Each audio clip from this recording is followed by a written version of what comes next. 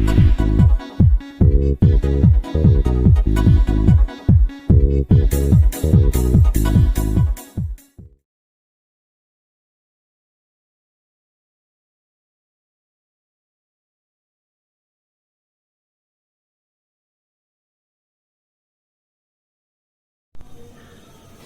बच्चों, आज हम लोग रीजनिंग का एक बहुत ही बेहतरीन टॉपिक शुरू करने वाले हैं जो कि विभिन्न परीक्षाओं में पूछे जाते हैं। सबसे पहला देखिए, दिशा परीक्षण। सभी एग्जाम में आप देखेंगे UP triple SC, UPPSC, SSC, इन तमाम विभिन्न परीक्षाओं में दिशा परीक्षण से प्रश्न जरूर बनते हैं। बच्चों, किस टाइप के क्वेश्चन आपके पेपर में बनते हैं, आज हम उस पर चर्चा करते हैं।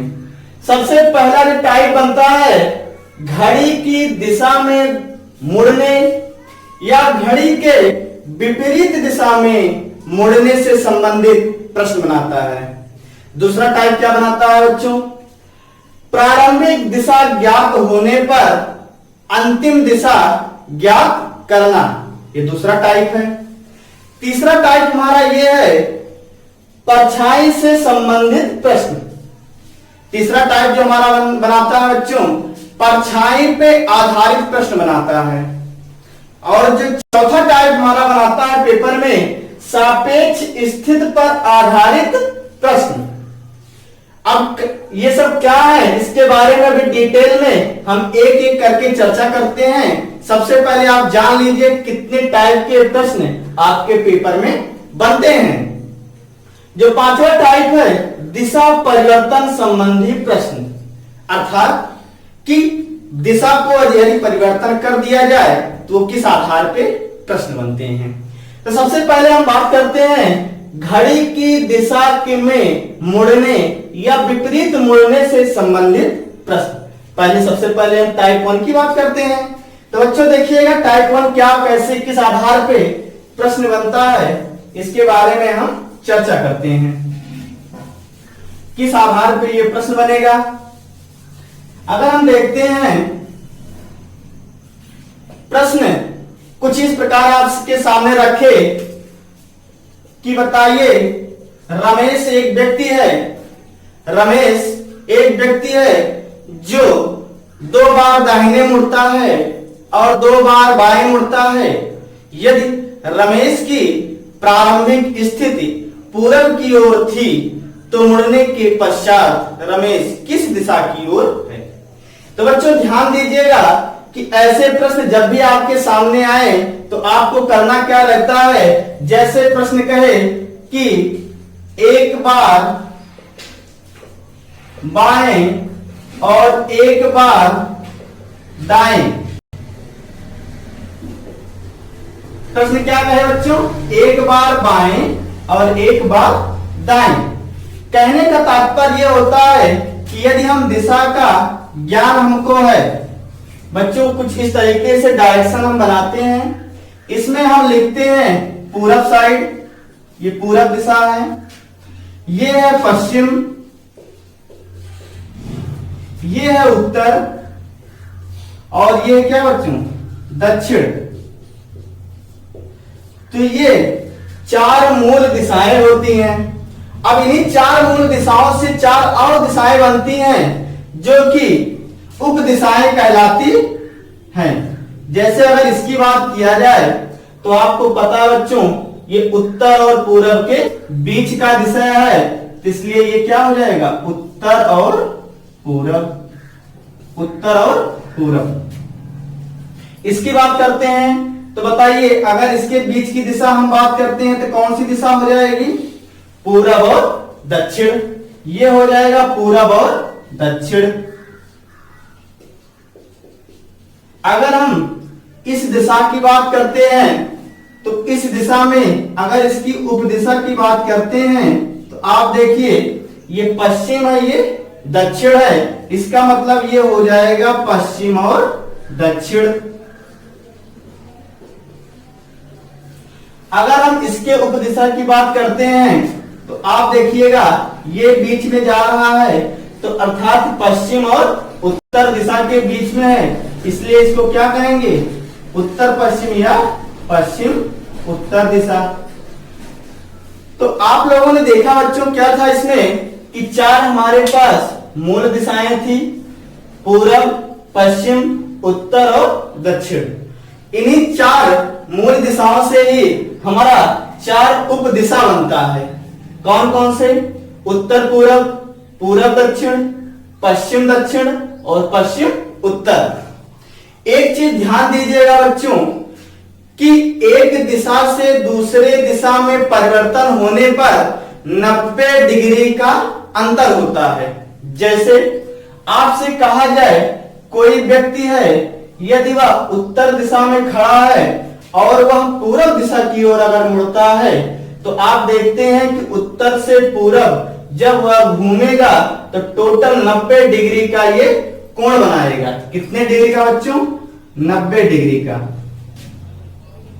आपसे कहा जाए कोई व्यक्ति पूरब में है और दक्षिण दिशा की ओर घूम रहा है, इसका मतलब है कि 90 डिग्री का ये भी क्या कर रहा है, कोण का निर्माण कर रहा है। फिर क्या बात करते हैं पश्चिम और दक्षिण के। कोई व्यक्ति दक्षिण में है, यदि वह पश्चिम में घूमता है तब भी यहाँ पर कितने डिग्री का, 90 डिग्री का निर्माण हो रहा है। फिर आप देखते हैं कि उत्तर में कोई व्यक्ति है, यदि पश्चिम में घूम रहा है तो इसका मतलब कितने डिग्री का बच्चों, 90 डिग्री का निर्माण हो रहा है। इससे आपको यह निष्कर्ष निकला कि एक दिशा से दूसरी दिशा में जाने पर 90 डिग्री अर्थात समकोण का निर्माण होता है। अच्छा, अगर आपसे यह कहा जाए कि इन 2 मूल दिशाओं के बीच 90 डिग्री का अंतर है, तो क्या आपसे यह कहा जा सकता है कि इसके उप दिशाओं के बीच में कितने डिग्री का कोण होगा? तो आप देखिएगा यदि इसके उप दिशा के बारे में बात किया जाए तो हमें पता है कि ये टोटल 90 डिग्री का है। यदि इसके उत्तर और उत्तर पूर्व के बारे में बात किया जाए तो आपको पता है यहां से लेकर यहां तक के 90 डिग्री का कोण है और ये इसके बीच में जाता है, इसका मतलब इसका एंगल कितना हो जाएगा, 45 डिग्री। फिर उसके बाद देखते हैं इसके और इसके बीच में, तो हमको क्या मिलेगा, 45 डिग्री। फिर अगर हम देखते हैं पूरब और दक्षिण में, पूरब और पूरब दक्षिण के बीच में कितने डिग्री कोण बनेगा बच्चे, 45 डिग्री। फिर इसी तरीके से यहां भी कितने डिग्री कोण बनेगा, 45 डिग्री। और यहां भी कितने डिग्री कोण बनेगा बच्चों, 45 डिग्री। और ये भी कितने डिग्री का होगा, 45 डिग्री। और यहां भी 45 और यहां भी 45। कहने का मतलब यह था कि 90 डिग्री का जो कोण बन रहा था, इन्हीं कोणों के अर्धक जो उत्तर और पूरब बना रहे हैं, ये 45 डिग्री और 45 डिग्री में इसको पूरा क्या कर रहे हैं, विभाजित कर रहे हैं। इस टाइप के प्रश्न भी आपके सामने अभी पेपर में उठते हैं, तो इस पे भी चर्चा करते हैं इसी टाइप में। और हम पहले जो हमने प्रश्न दिया आपके सामने कि एक व्यक्ति है जो एक बार बाएं घूमता है और एक बार दाएं घूमता है। तो बच्चों ध्यान दीजिएगा, यदि कोई व्यक्ति खड़ा है और वह एक बार बाएं और एक बार दाएं जब घूमता है, तो आप खुद कल्पना कीजिए कि यदि आप पूरब दिशा की ओर मुंह करके खड़े हैं या किसी भी दिशा की ओर मुंह करके खड़े हैं और आपसे कहा जाए कि आप एक बार दाएं घूम जाइए, फिर पुनः कहा जाए आप एक बार बाएं घूम जाइए, तो इसका मतलब आपकी दिशा में कोई परिवर्तन नहीं होगा। अब जब दिशा में परिवर्तन नहीं होगा तो इसका मतलब कहने का होता है कि एक राइट एक लेफ्ट को सदैव क्या कर देता है, कैंसिल कर देता है। इससे क्या मतलब हुआ, कहने का मतलब है कि यदि कोई व्यक्ति रमेश है जो कि पूरब दिशा की ओर मुंह करके खड़ा है, किस दिशा की ओर, पूरब दिशा की ओर मुंह करके खड़ा है, यदि उससे कहा जाए कि आप एक बार दाहिने घूम जाइए और एक बार बाएं घूम जाइए, तो बच्चों ध्यान दीजिएगा कि एक बार जब यह रमेश बाएं दाहिने घूमेगा, तो यहाँ दाहिने से घूमने पर रमेश किस दिशा में आ जाएगा, दक्षिण दिशा में आ जाएगा। और फिर कहा जाए कि आप एक बार फिर बाएं घूम जाइए, तो बताइए फिर घूमेगा तो कहाँ आएगा, पूरब दिशा की ओर। इसका मतलब क्या होता है, इसका मतलब ये है कि उस रमेश की दिशा में कोई परिवर्तन नहीं हुआ। अब जब रमेश की दिशा में कोई परिवर्तन नहीं हुआ तो हमने कहा कि एक लेफ्ट एक राइट को सदैव क्या कर देता है, कैंसिल कर देता है। अब इस पे जो प्रश्न बनते हैं उस पे हम चर्चा करते हैं। प्रश्न कुछ इस प्रकार बनते हैं, ध्यान दीजिएगा, प्रश्न कुछ इस प्रकार बनते हैं। वो प्रश्न क्या होता है, जैसे कह देता है कोई व्यक्ति है, कोई व्यक्ति जो कि उत्तर दिशा की ओर, उत्तर दिशा की ओर मुंह करके खड़ा है, मुंह करके खड़ा है। कहा जाता है कि वह 2 बार बाएं घूमता है, तत्पश्चात 3 बार दाएं घूमता है और पुनः 4 बार, पुनः 4 बार बाएं घूमता है। इस तरीके से आपके सामने प्रश्न कर दे बच्चों। तो देखिए इस तरीके से प्रश्न जब भी आपके सामने आया तो आप अगर स्टेप बाय स्टेप घूमने का प्रयास करेंगे तो आपको बहुत बड़ी समस्या आएगी। चलिए देखते हैं, इस प्रश्न को इरेज करते हैं। पहले इस डायग्राम को आप समझ लीजिएगा और अब इसको इरेज करते हुए आगे हम इस प्रश्न की चर्चा करते हैं, विस्तृत चर्चा करते हैं।